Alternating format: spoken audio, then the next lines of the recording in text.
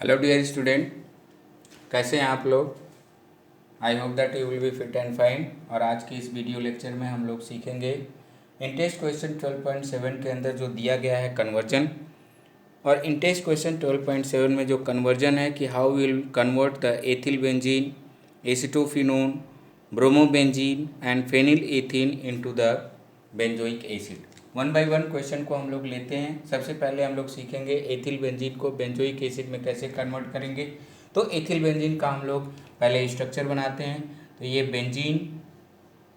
Benzene के ऊपर जो है सब्स्टिट्यूएंट लगाएंगे, that is CH2 CH3।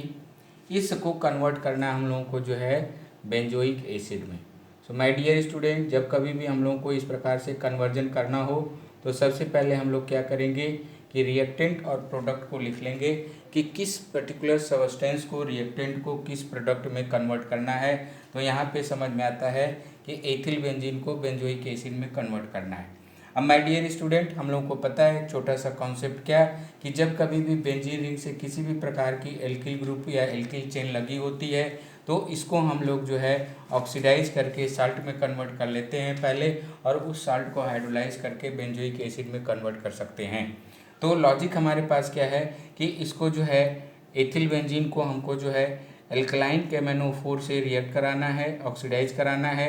Alkaline KMnO4 से रिएक्ट करने के बाद ये जो एथिल बेंजीन है ये जो है पोटेशियम जो है साल्ट में कन्वर्ट हो जाएगा, C+O और ये जो है पोटेशियम बेंजोएट को फर्दर यदि हम लोग हाइड्रोलाइज कर दें HD कंडीशन में तो ये जो है कन्वर्ट हो जाता है किसमें, बेंजोइक एसिड में। तो ये हमारा पहला कन्वर्जन है। एथिल बेंजीन को बेंजोइक एसिड में कैसे कन्वर्ट करना है तो एक बार फिर से सुन लीजिए कि यदि बेंजीन रिंग पे कोई भी एल्किल चेन लगी हुई है तो उसको हम लोग जो है एल्कलाइन KMnO4 से ऑक्सीडाइज करने के बाद उसको साल्ट फॉर्म में कन्वर्ट कर लेते हैं और साल्ट फॉर्म को हाइड्रोलाइज करेंगे तो आगे वो बेंजोइक एसिड में कन्वर्ट हो जाएगा। दूसरा हमारे पास जो कन्वर्जन है कि एसिटोफिनोन को हम लोग बेंजोइक एसिड में कैसे कन्वर्ट करेंगे। एसिटोफिनोन को कन्वर्ट करना है किसमें, एसिटोफिनोन को कन्वर्ट करना है किसमें, बेंजोइक एसिड के अंदर। तो फिर से वही बात बेंजोइक एसिड के अंदर we have to convert the acetophenone into the benzoic acid. Acetophenone का स्ट्रक्चर बनाइए सबसे पहले। तो ये बेंजीन रिंग के साथ C+O एंड CH3, इसको हमको कन्वर्ट करना है किस में, बेंजोइक एसिड में, यानी C6H5COOH में।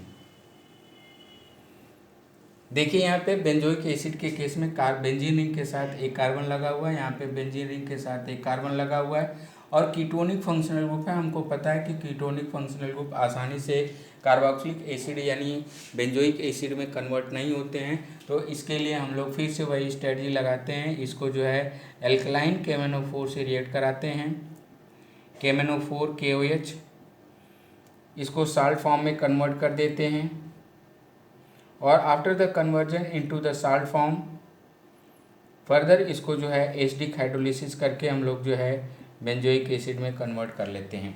तीसरा हमारे पास जो कन्वर्जन है वो क्या है, वो है ब्रोमोबेंजीन को कन्वर्ट करना है किसमें, बेंजोइक एसिड के अंदर। ब्रोमोबेंजीन को, अगला कन्वर्जन ब्रोमोबेंजीन को हम लोगों को कन्वर्ट करना है किसमें, बेंजोइक एसिड के अंदर। ब्रोमोबेंजीन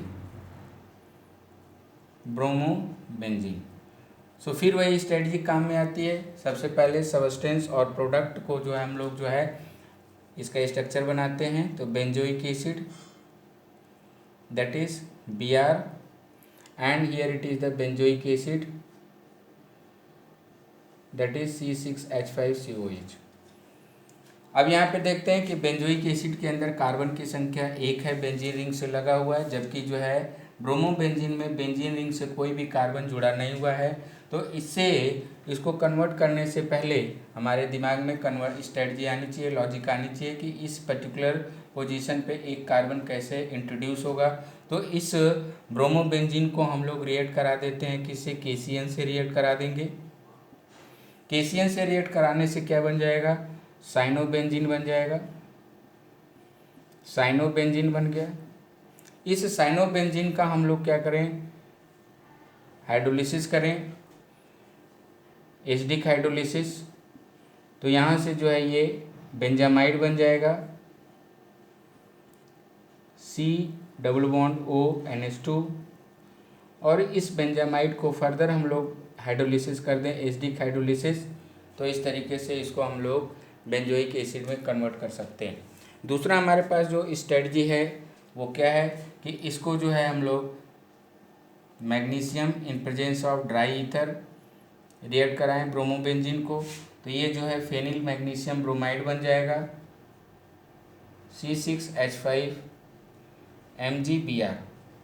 एंड फर्दर इस पे जो है हम लोग कार्बन डाइऑक्साइड का जो है रिएक्शन कराएं, तो कार्बन डाइऑक्साइड के रिएक्शन कराने से ये जो इंटरमीडिएट बनेगा वो बनेगा C6H5 C double bond OMgBr।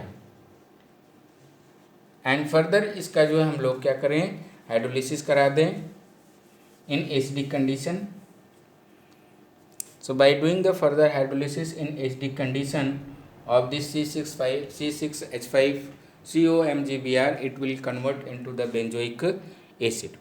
अगला हमारे पास जो क्वेश्चन है 12.7 का लास्ट क्वेश्चन, लास्ट सेक्शन, वो ये है कि फेनिल इथीन को कन्वर्ट करना है बेंजोइक एसिड में। फेनिल इथीन का स्ट्रक्चर बनाते हैं, that is CH double bond CH2 and it has to be convert into the benzoic acid. इसको बेंजोइक एसिड में बदलना है, COOH। हमारे पास वही स्ट्रेटजी, बेंजीन रिंग से कोई भी यदि एल्किल ग्रुप या एल्कीन ग्रुप जुड़ा है तो इसका हम लोग जो है ऑक्सीडेशन करते हैं एल्कलाइन KMnO4 से, KMnO4 in presence of KOH, that will convert into the salt COO and K, and further it can be hydrolyzed which gives the benzoic acid। तो इस तरीके से हम लोग 12.7 इन टेस्ट क्वेश्चन के कन्वर्जन को हम लोगों ने सीखा। अब अगला क्वेश्चन हमारे पास है आज के जो है इस वीडियो लेक्चर में 12.8। लेकिन इससे पहले सब लोगों से मेरा रिक्वेस्ट है कि आप वीडियो को पूरा देखें, शेयर करें, सब्सक्राइब करें एंड लाइक करें। डियर स्टूडेंट, क्वेश्चन नंबर 12.7 में दिया गया है कि डिफरेंट पेयर्स के अंदर जो पेयर्स हैं कार्बोक्सिलिक एसिड का, इसके अंदर कौन सी कार्बोक्सिलिक एसिड की स्ट्रेंथ ज़्यादा होगी। क्वेश्चन के फॉर्म में दिया है कि which acid of each pair shown here would you expect be stronger. Means इस डिफरेंट पेयर्स के अंदर कौन सी कार्बोक्सिलिक एसिड जो है ज़्यादा स्ट्रॉन्गर होगी, उसकी acidic strength my dear student ज़्यादा होगी। तो इस बात को, कॉन्सेप्ट को समझने के लिए यहाँ पे हम लोगों को ये समझना पड़ेगा कि किसी भी एसिड की जो एसिडिक स्ट्रेंथ होती है वो डिपेंड करती है कई सारे फैक्टर पे। लेकिन यहाँ पे क्वेश्चन के फॉर्म में हमको अप्लाई करना है कौन सा, वो करना है हम लोगों को इंडक्टिव इफेक्ट का। इंडक्टिव इफेक्ट के एप्लीकेशन से हम लोग जो है एसिडिक एसिड की या किसी भी कार्बोक्सिलिक एसिड की उसकी स्ट्रेंथ को डिटरमाइन कर सकते हैं। इंडक्टिव इफेक्ट हमारे पास डियर स्टूडेंट दो टाइप का होता है, एक होता है प्लस आई इफेक्ट और दूसरा होता है minus I effect. Plus I effect के अंदर क्या होता है, प्लस आई इफेक्ट के अंदर जो है जो शेयर्ड इलेक्ट्रॉन हैं वो पुश किए जाते हैं, जिसकी वजह से इलेक्ट्रॉन की जो डेंसिटी है वो कार्बन या ऑक्सीजन एटम के ऊपर इलेक्ट्रॉन की डेंसिटी बढ़ जाती है। और प्लस आई इफेक्ट जो है जिसके फलस्वरूप प्रोटॉन जितना आसानी से निकलना चाहिए उतना आसानी से नहीं निकल पाता है। फलस्वरूप एसिडिक स्ट्रेंथ जो होती है वो किसी भी कार्बोक्सिलिक एसिड की एसिडिक स्ट्रेंथ जो होती है वो क्या कर जाती है, डिक्रीज कर जाती है।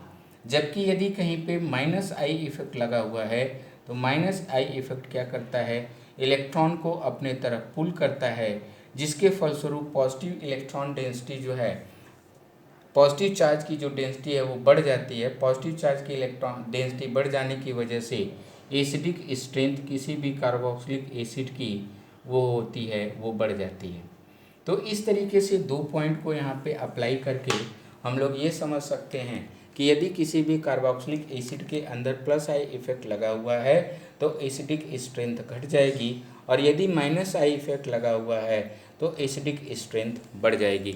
इस कॉन्सेप्ट को अप्लाई करते हुए यहाँ पे हम लोग समझें तो CH3COH यहाँ पे जो है प्लस आई इफेक्ट प्यूरली लगा हुआ है, लेकिन यहाँ पे है